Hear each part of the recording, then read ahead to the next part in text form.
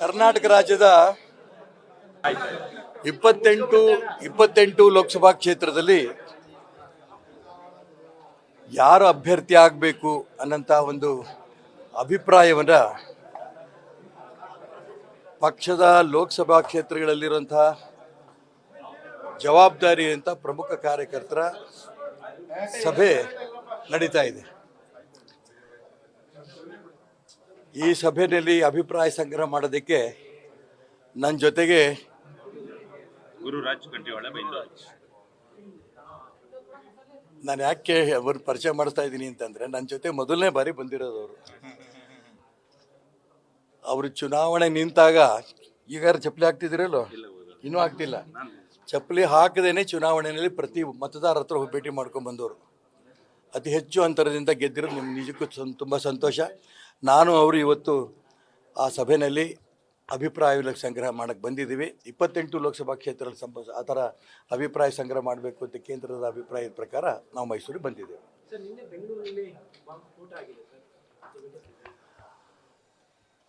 ಬೆಂಗಳೂರಿನಲ್ಲಿ ನಡೆದಂಥ ಬಾಂಬ್ ಸ್ಫೋಟದ ಬಗ್ಗೆ, ಜೊತೆಗೆ ವಿಧಾನಸೌಧದಲ್ಲಿ ಪಾಕಿಸ್ತಾನ್ ಜಿಂದಾಬಾದ್ ಅಂತ ಘೋಷಣೆ ಕೂಗಿದ ಬಗ್ಗೆ ನಮ್ಮ ರಾಜ್ಯದ ಮುಖ್ಯಮಂತ್ರಿ ಸಿದ್ದರಾಮಯ್ಯನವರು ತಗೊಂಡಂಥ ನಿಲುವನ್ನು ನಾನು ನಿಜಕ್ಕೂ ಸ್ವಾಗತ ಮಾಡ್ತೇನೆ. ಯಾಕೆಂದರೆ ಇಲ್ಲಿ ಅವರು ರಾಜಕಾರಣ ಮಾಡೋಕ್ಕೆ ಹೋಗಲಿಲ್ಲ.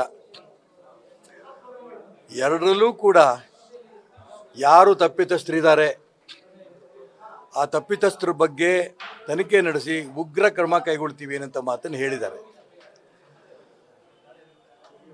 ಎರಡೂ ಘಟನೆಗಳು ನೋಡಿದಾಗ ಕರ್ನಾಟಕ ರಾಜ್ಯದಲ್ಲಿ ಭಯೋತ್ಪಾದಕ ಚಟುವಟಿಕೆಗಳ ಬಗ್ಗೆ ಹೆಚ್ಚು ಗಮನವನ್ನು ರಾಷ್ಟ್ರದ್ರೋಹಿಗಳು ಕೊಡ್ತಾ ಇದ್ದಾರೆ ಅನ್ನೋದನ್ನು ಸರ್ಕಾರ ಗಮನಿಸಬೇಕು. ಎರಡೂ ಕಡೆನೂ ಎರಡು ಘಟನೆಯಲ್ಲೂ ಕೂಡ ಪಾಕಿಸ್ತಾನ ಜಿಂದಾಬಾದ್ ಅಂತ ಘೋಷಣೆ ಕೂಗಿದಂಥ ರಾಷ್ಟ್ರದ್ರೋಹಿಗಳ ಘಟನೆ ಇರ್ಬೋದು, ಬೆಂಗಳೂರಿನಲ್ಲಿ ನಡೆದಂಥ ಬಾಂಬ್ ಸ್ಫೋಟದ ಬಗ್ಗೆನೂ ಇರ್ಬೋದು. ಇದು ಇಂಟೆಲಿಜೆನ್ಸಿ ಫೇಲ್ಯೂರ್. ಮಾನ್ಯ ಮುಖ್ಯಮಂತ್ರಿಗಳ ಕೈಯಲ್ಲೇ ಇಂಟೆಲಿಜೆನ್ಸಿ ಇದೆ. ಈಗಾಗಲೇ ಪಾಕಿಸ್ತಾನ್ ಜಿಂದಾಬಾದ್ ಅನ್ನಂಥ ಘೋಷಣೆಗಳು ಕೂಗಿದಾಗ ಮಾನ್ಯ ಉಪಮುಖ್ಯಮಂತ್ರಿಗಳಾದಂಥ DK ಶಿವಕುಮಾರ್ ಅವರು ಇರ್ಬೋದು, ಪ್ರಿಯಾಂಕಾ ಖರ್ಗೆ ಅವರು ಇರ್ಬೋದು, ಶ್ರೀಮತಿ ಲಕ್ಷ್ಮೀ ಹೆಬ್ಬಾಳ್ಕರ್ ಇರ್ಬೋದು, ಇವರೆಲ್ಲರೂ ಕೂಡ ಆ ಘೋಷಣೆ ಕೂಗೇ ಇಲ್ಲ ಅನ್ನಷ್ಟು ಭಂಡತನದ ಹೇಳಿಕೆಗಳು ಕೊಟ್ಟರು.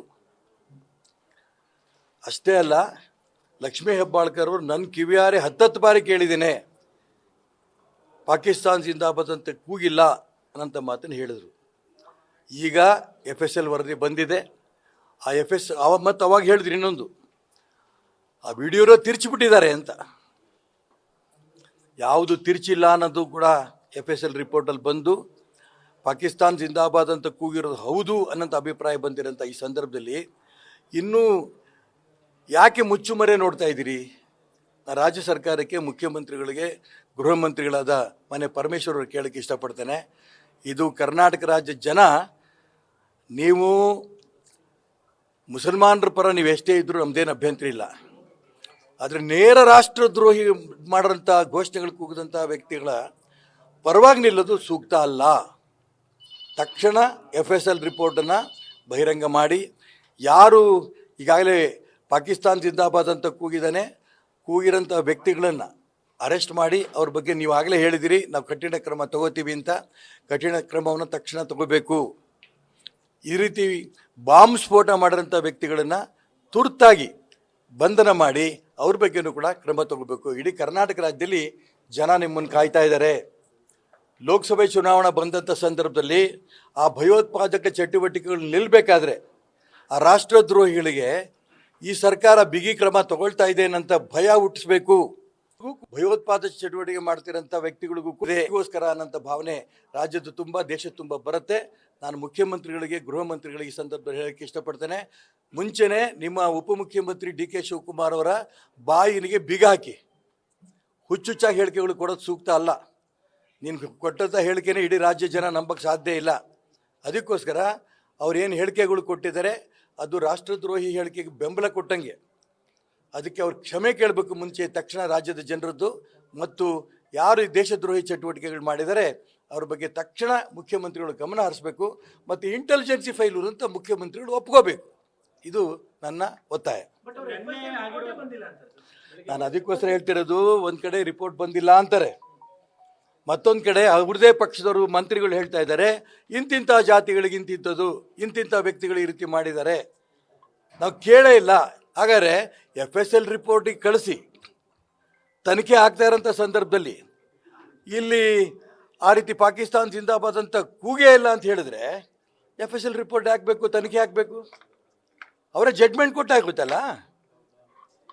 ನಾನು ಅದಕ್ಕೋಸ್ಕರ ಹೇಳ್ತಾ ಇರೋದು, FSL ರಿಪೋರ್ಟು ಬಂದಿದೆ ಅಂತ ಕೆಲವ್ರ ಅಭಿಪ್ರಾಯ ಇದೆ, ಬಂದಿಲ್ಲ ಅಂತ ಅಭಿಪ್ರಾಯ ಇದೆ. ಈ ವಿಚಾರದಲ್ಲಿ ನಾನು ಹೇಳ್ತೀನಲ್ಲ, ನಾನು ಯಾತಕ್ಕೆ ಮುಖ್ಯಮಂತ್ರಿಗಳು ನನ್ನ ಜೀವನದಲ್ಲಿ ಸ್ವಾಭಾವಿಕವಾಗಿ ಅವರಿಗೆ ಅವರ ಹೇಳಿಕೆಗಳಿಗೆ ಸ್ವಾಗತ ಕೊಡೋದು ಅಪರೂಪ. ಯಾಕಂದ್ರೆ ಎಲ್ಲ ಸುಳ್ಳು ಹೇಳೋದವರು, ನನಗೂ ಆಶ್ಚರ್ಯನೇ, ಎಲ್ಲ ಸುಳ್ಳು ಹೇಳೋದವರು ಇದೊಂದು ಸತ್ಯ ಹೇಳ್ಬಿಟ್ಟಿದ್ದಾರೆ. ರಾಷ್ಟ್ರದ್ರೋಹಿಗಳ ಕೃತ್ಯದ ಬಗ್ಗೆ ಅವರು ನಿಜಕ್ಕೂ ಕೂಡ ನಾವು ಕಠಿಣ ಕ್ರಮ ತಗೋತೇವೆ ಅಂತ ಮೊದಲನೇ ಬಾರಿ ಹೇಳಿರೋದ್ರಿಂದ ನಾನು ಅವ್ರಿಗೆ ಸ್ಪಷ್ಟವಾಗಿ ಹೇಳೋಕ್ಕೆ ಇಷ್ಟಪಡ್ತೇನೆ. ಇದು FSL ರಿಪೋರ್ಟ್ ಬಂದಿದೆಯಾ, ಬಂದಿದ್ರೆ ಅದು ರಿಪೋರ್ಟ್ ಏನಿದೆ, ರಾಜ್ಯ ಜನ ಕುತೂಹಲದಿಂದ ಕಾಯ್ತಾ ಇದ್ದಾರೆ. ರಾಷ್ಟ್ರದ್ರೋಹಿ ಚಟುವಟಿಕೆಗಳು ಕರ್ನಾಟಕದಲ್ಲಿ ಆಗಕ್ಕೆ ಅವಕಾಶ ಕೊಡಬಾರ್ದು. ನಾನು ಹೇಳ್ತೀನಲ್ಲ ಸರ್, ಈ ಮುಚ್ಚಂಥ ಪ್ರಯತ್ನವನ್ನು ರಾಜ್ಯ ಸರ್ಕಾರ ಮಾಡತ್ತಾ ಅಂತ ಅನುಮಾನ ಇವತ್ತು ಎಲ್ರಿಗೂ ಬರ್ತಾ ಇದೆ. ರಾಷ್ಟ್ರದ್ರೋಹಿಗಳಿಗೆ ಬೆಂಬಲ ಕೊಡೋಂಥ ಪ್ರಯತ್ನವನ್ನು ಕಾಂಗ್ರೆಸ್ ಸರ್ಕಾರ ಮಾಡಿದ್ರೆ, ಕಳೆದ ಬಾರಿ ಹಂಗೂ ಹಿಂಗೂ ಒಂದು ಲೋಕಸಭೆ ಸೀಟ್ ಗೆದ್ದಿದ್ರು, ಈ ಬಾರಿ ಒಂದೂ ಗೆಲ್ಲಲ್ಲ. ಇದು ತುಂಬ ಸ್ಪಷ್ಟವಾಗಿ ಹೇಳ್ತೇನೆ. ಇದು ನಿಜಕ್ಕೂ ಕೂಡ ರಾಜ್ಯ ಸರ್ಕಾರಕ್ಕೆ ಗೌರವ ತರೋದಲ್ಲ. ಮಾನ್ಯ ಮುಖ್ಯಮಂತ್ರಿಗಳು ಮತ್ತು ಗೃಹ ಮಂತ್ರಿಗಳು ಪರಮೇಶ್ವರ್ ಅವ್ರ ಬಗ್ಗೆ ಮಾತ್ರ ನಾನು ಒತ್ತಾಯ ಮಾಡ್ತೀನಿ. DK ಶಿವಕುಮಾರ್ ಬಗ್ಗೆ ನಮ್ಮ ನಂಬಿಕೆ ಹೊರಟೋಯ್ತು. ಅವ್ರು ರಾಷ್ಟ್ರದ್ರೋಹಿಗಳ ಪರನೇ, ಅವರು ಭಯೋತ್ಪಾದಕರ ಪರನೇ ಅವರು. ಆದರೆ ಮುಖ್ಯಮಂತ್ರಿಗಳು ಗೃಹ ಮಂತ್ರಿಗಳು ಇಬ್ಬರು ಸ್ಪಷ್ಟವಾಗಿ ಹೇಳಿದ್ದಾರೆ, ನಾವು ಯಾರಿದ್ದಾರೋ ತನಿಖೆ ಮಾಡ್ತೀವಿ, ಅವ್ರ ಬಗ್ಗೆ ಕಠಿಣ ಕ್ರಮ ತಗೋತೀವಿ ಅಂತ ಹೇಳಿದ್ದಾರೆ. ಕಠಿಣ ಕ್ರಮ ತಗೋಬೇಕಾದ್ರೆ FSL ರಿಪೋರ್ಟ್ ಬಂದಿದೆ ಅಂತ ಎಲ್ಲರೂ ಹೇಳ್ತಿರ್ಬೇಕಾದ್ರೆ ತಕ್ಷಣ ಅದನ್ನು ಬಿಡುಗಡೆ ಮಾಡಿ ಸೂಕ್ತ ಯಾರು ಸಂಬಂಧಪಟ್ಟ ವ್ಯಕ್ತಿಗಳಿದ್ರೆ ಅವ್ರ ಬಗ್ಗೆ ಕ್ರಮ ತಗೊಳ್ಳಿ. ಸರ್, ನಾನು ಸರ್ಕಾರದಲ್ಲಿಲ್ಲ, ಮುಖ್ಯಮಂತ್ರಿಗಳೇ ಇದನ್ನು ತುಂಬ ಸ್ಪಷ್ಟವಾಗಿ ಯಾರೇ ಇದನ್ನು ಕೃತ್ಯ ಮಾಡಿದ್ರು ಕೂಡ ಅವ್ರ ಬಗ್ಗೆ ಕ್ರಮ ತಗೋತೀನಿ ಅಂತ ಹೇಳಿರ್ಬೇಕಾದ್ರೆ ಭಯೋತ್ಪಾದಕರಲ್ದೇನು ಮಕ್ಕಳು ಪಟಾಕಿ ಹೊಡೆದಿದ್ದಾರ? ಹೋಟೆಲ್ ತಿಂಡಿ ತಿನ್ನಕ್ಕೆ ಹೋಗಿದಂಥ ಮಕ್ಕಳು ಬಲೂನ್ ಹೊಡೆದಿದ್ದಾರ? ಬಾಂಬು 10 ಸೆಕೆಂಡಲ್ಲಿ 2 ಬಾರಿಗೆ ಸ್ಫೋಟ ಆಗಿದ್ದರಿಂದ ಅರ್ಥ ಇದು ಭಯೋತ್ಪಾದಕ ಚಟುವಟಿಕೆಯಲ್ಲಿ ಅಲ್ಲದೆ ರಾಷ್ಟ್ರದ್ರೋಹಿ ಚಟುವಟಿಕೆ ಅಲ್ಲದೆ ಇನ್ನೇನಿದು? ಅದಕ್ಕೋಸ್ಕರ ನಾನು ಹೇಳ್ತಾ ಇರೋದು, ತಕ್ಷಣ ಮುಖ್ಯಮಂತ್ರಿಗಳು, ನಾನು ಯಾಕೆ ಮತ್ತೆ ಮುಖ್ಯಮಂತ್ರಿಗಳಿಗೆ ಒತ್ತಾಯ ಮಾಡ್ತಿದ್ದೀನಿ ಅಂದರೆ, ಇಂಟೆಲಿಜೆನ್ಸಿ ಅವ್ರ ಕೈಲೇ ಇರೋದ್ರಿಂದ ಅವ್ರಿಗೆ ಅತಿ ಹೆಚ್ಚು ಸುದ್ದಿ ಇರುತ್ತೆ. ತಕ್ಷಣ ಸಂಬಂಧಪಟ್ಟ ಭಯೋತ್ಪಾದಕರಿಗೆ ನಾವು ಕರ್ನಾಟಕ ರಾಜ್ಯದಲ್ಲಿ ಬಿಡಲ್ಲ, ಮೆಟ್ಟಾಕ್ತೀವಿ ಏನಂತ ಮಾತನ್ನು ಅವ್ರು ಹೇಳಿದ್ರೆ ರಾಜ್ಯದ ಜನಕ್ಕೆ ಹೌದಪ್ಪ ಇವ್ರು ನಂಬೋದು ಅನ್ನೋಂಥ ಭಾವನೆ ಬರುತ್ತೆ.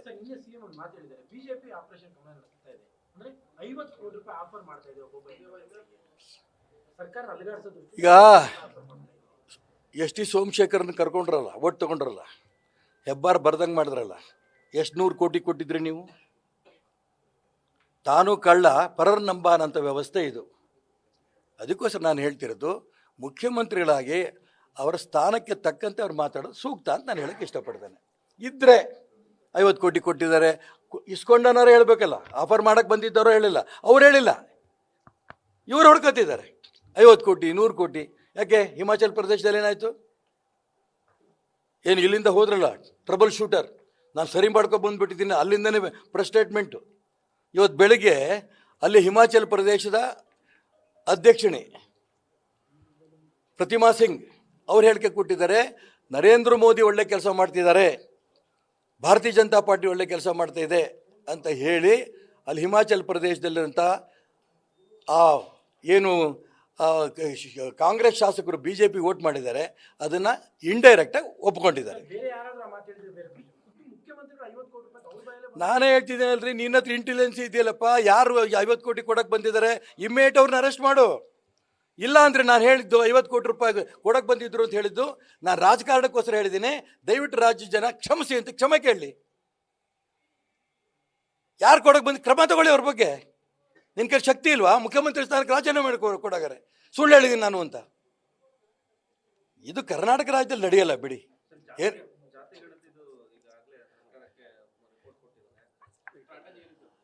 ಸ್ಟ್ರಾಟಜಿ? ನಾನು ಹಿಂದುಳಿದ ವರ್ಗದ ಚಾಂಪಿಯನ್ ಅಂತ ದೇವರಾಜ ಅರಸ್ ಬಿಟ್ಟರೆ ನಾನೇ ಅನ್ನೋದನ್ನು ಒಂದು ಆ ಪ್ರಭಾವವನ್ನು ಪಡಿಬೇಕು ಅಂತ ಮಾಡಿದಂಥ ಕುತಂತ್ರದ ಷಡ್ಯಂತ್ರದ ರಾಜಕಾರಣ. ಎಷ್ಟು ವರ್ಷ ಆಯಿತು ಅದು ರೆಡಿಯಾಗಿ? ಕಾಂತರಾಜ್ ಹತ್ರ ನಾನೇ ಮಾತಾಡಿದ್ದೆ, ಸರ್ ರೆಡಿ ಇದೆ, ಯಾವತ್ತು ಹೇಳಿದ್ರು ಮುಖ್ಯಮಂತ್ರಿ ಅವತ್ತು ನಾನು ಕೊಡ್ತೀನಿ ರಿಪೋರ್ಟು. ಆಮೇಲೆ ವಿಧಾನ ಪರಿಷತ್ ನಾನೇ ಕೇಳಿದೆ ಮುಖ್ಯಮಂತ್ರಿಗೆ, ಈ ನಾನು ಮತ್ತೆ ಮುಖ್ಯಮಂತ್ರಿ ಆಗಿರೋಂಥ ಸಂದರ್ಭದಲ್ಲೇ ಇದು ಬಿಡುಗಡೆ ಮಾಡ್ತೀನಿ, 2-3 ದಿನದಲ್ಲೇ ಬಿಡುಗಡೆ ಮಾಡ್ತೀನಿ ಹೇಳಿ. ಎಷ್ಟು ವರ್ಷ ಆಯಿತು? 7 ವರ್ಷ ಆಯಿತು. ನಿಲ್ಲಿಸಿದ್ರು ಅದನ್ನು. ಯಾಕೆ? ಈ ಬಾರಿ ಕೊನೆ ಚುನಾವಣೆ ಅಂತ ಸ್ಪಷ್ಟ ಹೇಳಿದ್ದಾರೆ, ಚುನಾವಣೆ ನಾನು ನಿಲ್ಲಲ್ಲ ಅಂತಂದಾಗ ನಾನು ಹಿಂದುಳಿದ ವರ್ಗದವ್ರಿಗೆ ಅನುಕೂಲ ಮಾಡೋದಕ್ಕೋಸ್ಕರ ಈ ಜಾತಿ ಜನಗಣತಿ ರಿಪೋರ್ಟ್ ತೊಗೊಂಡಿದ್ದೇನೆ. ಅವ್ರಿಗೆ ತಾಕತ್ತಿದ್ರೆ ಸಚಿವ ಸಂಪುಟದಲ್ಲಿ ಮಂಡನೆ ಮಾಡಲಿ, ವಿಧಾನಮಂಡಲ ಚರ್ಚೆಗೆ ಬಿಡಿ, ಕಾಂಗ್ರೆಸ್ನವರೇ ಹೆಂಗೆ ಬಡದಾಡ್ತಾರೆ ನೋಡುವಂತ್ರಿ. ಬಂದೆ ಹೂನಣ್ಣ, ನನ್ನ ಪರ ನೀನೇ ಮಾತಾಡ್ತಿದ್ಯಾ? ಸರಿ ಇದೆ. ಇಡೀ ಕರ್ನಾಟಕ ರಾಜ್ಯದಲ್ಲಿ ಜಾತಿಗೆ ಬೆಂಕಿ ಹಚ್ಚಂತ ವ್ಯವಸ್ಥೆನ ಸಿದ್ದರಾಮಯ್ಯನವರು ಮಾಡಿದ್ರು. ಇಡೀ ಸಮಾಜ, ಹಿಂದೂ ಸಮಾಜ ಇವತ್ತು ರಾಜ್ಯದಲ್ಲಿ ಒಂದಾಗ್ತಾ ಇದೆ. ಇವರು ಮೂಲೆ ತಳ್ತಾ ಇದ್ದಾರೆ, ಕಾಂಗ್ರೆಸ್ಸಿನ ಮೂಲೆ ತಳ್ತಾ ಇರೋಂಥ ಸಂದರ್ಭದಲ್ಲಿ ಹಿಂದುಳಿದವರು ಬೇರೆ, ಲಿಂಗಾಯತರು ಬೇರೆ, ಒಕ್ಕಲಿಗರು ಬೇರೆ, ಈ ರೀತಿ ಬೇರೆ ಬೇರೆ ಮಾಡೋಂಥ ಕುತಂತ್ರ ರಾಜಕಾರಣ ಇದೆಯಲ್ಲ, ಇದು ಕಾಂಗ್ರೆಸ್ನವ್ರು ಮಾಡಿರೋಂಥ ಕುತಂತ್ರ ಪಾಲಿಟಿಕ್ಸ್. ಅದು ಕಾಂಗ್ರೆಸ್ನವ್ರು ಎಲ್ಲರೂ ಅಲ್ಲ, ನೇರ ಸಿದ್ದರಾಮಯ್ಯ ಮಾಡೋಂಥ ಕುತಂತ್ರ ರಾಜಕಾರಣ. ಇದನ್ನು ರಾಜ್ಯದ ಜನ ಗುರುತಿಸಿದ್ದಾರೆ. ಈಗ ನಾಳೆ ಚುನಾವಣೆಯಲ್ಲಿ ಇಡೀ ಹಿಂದೂ ಸಮಾಜ ಒಟ್ಟಾಗಿರುತ್ತೆ. ಮುಸಲ್ಮಾನರ ಪರ ಅವರು ಇರ್ತಾರೆ, ಹಿಂದೂಗಳ ಪರ ಬಿಜೆಪಿಗೆ ಬರ್ತಾರೆ. ರೈಟ್, ನಮಸ್ಕಾರ. ನ್ಯೂಸ್ ಫಸ್ಟ್, ನಿರ್ಭೀತಿಯಿಂದ ನಿಮ್ಮ ಪರವಾಗಿ.